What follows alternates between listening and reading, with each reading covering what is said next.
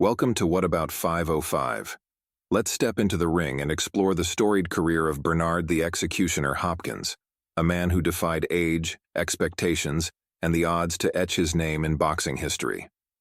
Born January 15, 1965 in Philadelphia, Pennsylvania, Hopkins emerged from the gritty streets of Philadelphia, a city that could chew you up and spit you out without a second thought.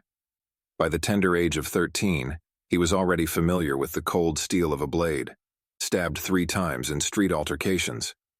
At 17, Hopkins faced a crossroads.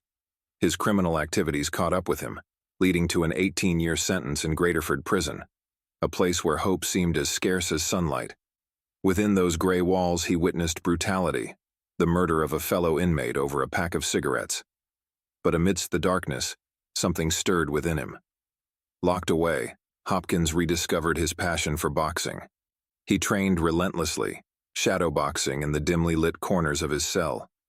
The sport became his lifeline, a way to escape the cycle of crime and violence. And as he honed his skills, he also found solace in Islam, a faith that anchored him during those long, lonely nights. When I understood my value in that penitentiary at 17, when I got certified at 17, 5 to 15, subtract 5 out of 15 in state prison, that leaves you to back time, the walk-off called parole. They had a boxing gym there. In all of the Pennsylvania prisons, which was 30 plus, that spark, that flame came back from little short amateur career I had. That's how I built my reputation up in my neighborhood. I always fight in the streets, fighting in school. Hopkins was released from prison in 1988.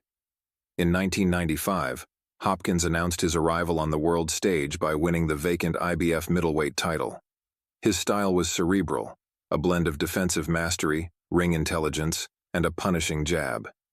He defended that title an astonishing 20 times, thwarting challengers like Oscar De La Hoya, Winky Wright, and Kelly Pavlik. But it was his showdown with Felix Tito Trinidad in 2001 that truly defined him. Madison Square Garden, September 29, 2001.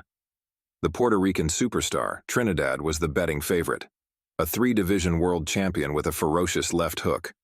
But Hopkins had other plans. He outboxed Trinidad, used his mobility to frustrate him, and then, in the 12th round, delivered a right hand that sent shockwaves through the arena. Trinidad crumbled. Hopkins had conquered the undisputed middleweight throne.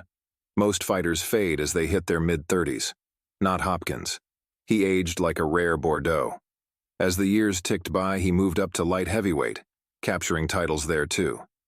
His defense was impregnable, and his mind sharper than ever.